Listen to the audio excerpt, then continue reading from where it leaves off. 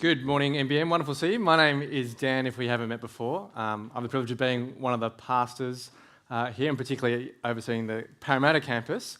And we're going to meet Sarineh now, so let's give her a warm round of applause. Woo!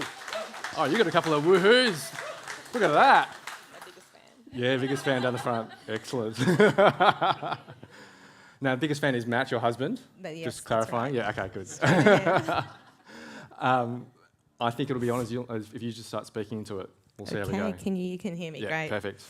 Now, Sarineh, good to have you up the front. You've got a background that is part Swiss, which means you can get into any country because you've got a Swiss passport. That's right. All good. And Armenian as well. That's correct, yes. Yeah. And married to Matt. You work during the week as the grant manager for the Fred Hollows Foundation, very important Correct, organisation. yes. So you're doing a wonderful work there. But we're going to hear about how you came to know Jesus first.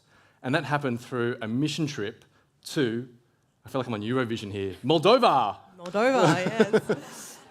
Yeah, so tell us how that happened. Yeah, thanks, Dan. I actually grew up in a Christian household. I was lucky enough to have believing parents and going to youth group and Bible study and everything else.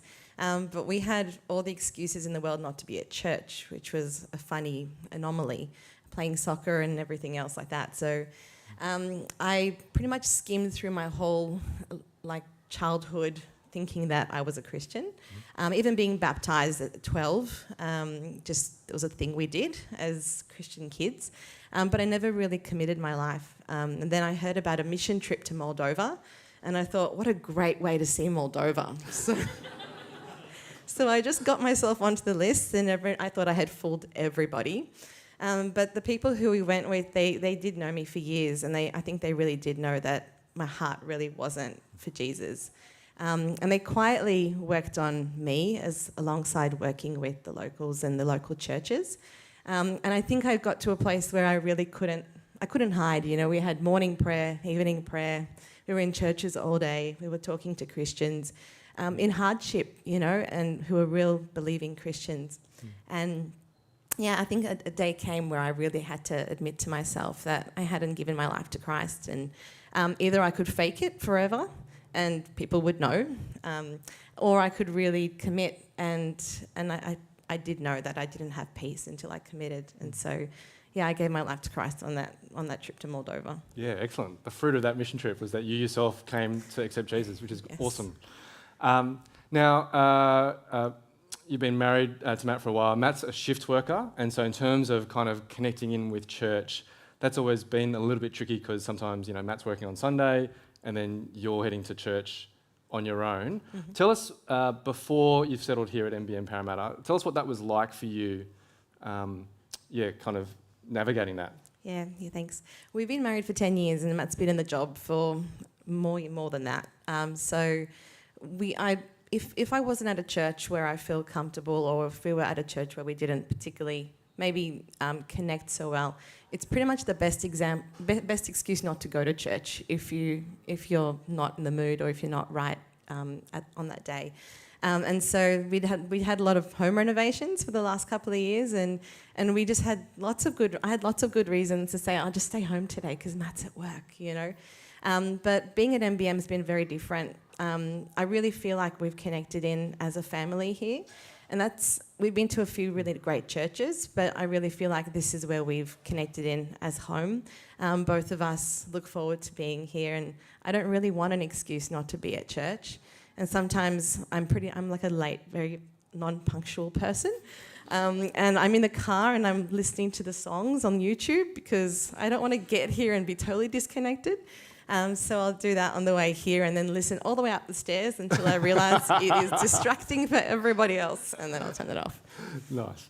I realised actually we should hear the story of how you landed at NBM, because you had connections with the Rudy Hill campus before, but you were working overseas in Rwanda back in 2018, came back, was looking to connect in with the church and knew about the church at Rudy Hill, but given that you live closer to West Ryde, it wasn't really sustainable. So how did you hear about NBM Parramatta? Yeah, so we went to Wogs for Christ, which is a conference at Rudy Hill some years ago. Really loved NBM, but as Dan said, it was a bit too far to connect in as a community. And so I went to a wedding. We had come back from Rwanda. We'd been back a year before COVID hit. And we went to a wedding, and the girl beside me, I've known her a little bit, but those Southwest would know her well. Her name is Sharik. She's an Armenian as well. And I said to her, man, you're so lucky you go to MBM. We just love the doctrine, the teaching, everything about MBM, but we're just too far. And I don't really know her, so God placed her right beside me with a name card, at the same table. And she said, Parramatta's opening in 3 months. So that's how we actually found out. And I emailed Dan and I said, I know you're not started, I sound crazy, but can you just include us in the mailing list when you start?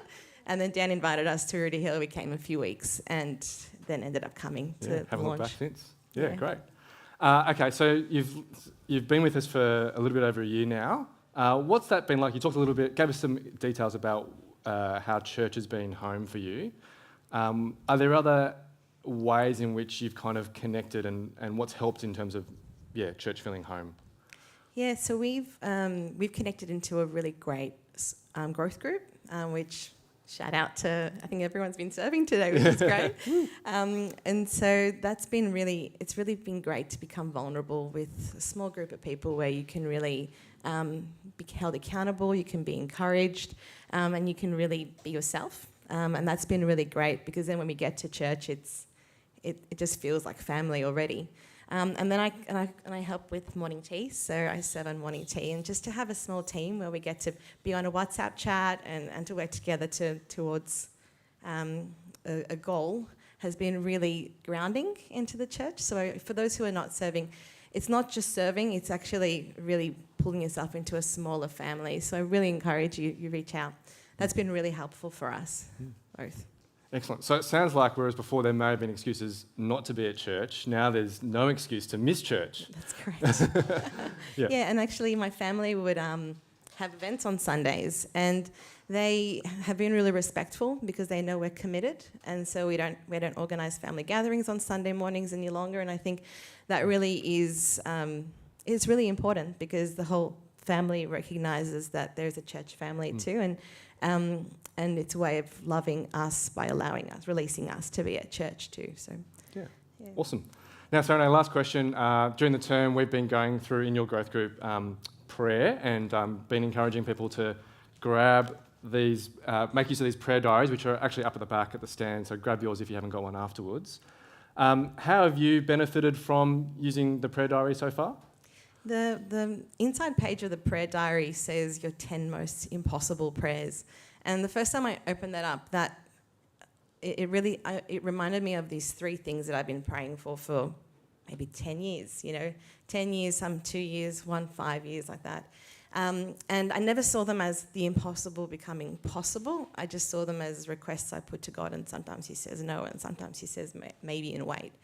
But just to see them as that impossible prayer point really highlights them to show God's greatness. Because just last week, one of them came to fruition, and it was an answered prayer. Awesome. And something I've been crying about, for years. And so, that's pretty exciting. And this has been really helpful to pull that out and just to actually say, to have a more structured sort of view of prayer rather than my usual airy-fairy, I'm feeling good today, I'm not feeling good today, that sort of thing. Yep. Yeah. Awesome. Well, we have a God who can do immeasurably more than we can ever ask or imagine, and that's beautiful to hear that one of those impossible prayer points got answered during this week. Sarineh, you're going to read the Bible for us now, but let's give Sarineh a round of applause and thank her for sharing her story. Thank you. I'll take that.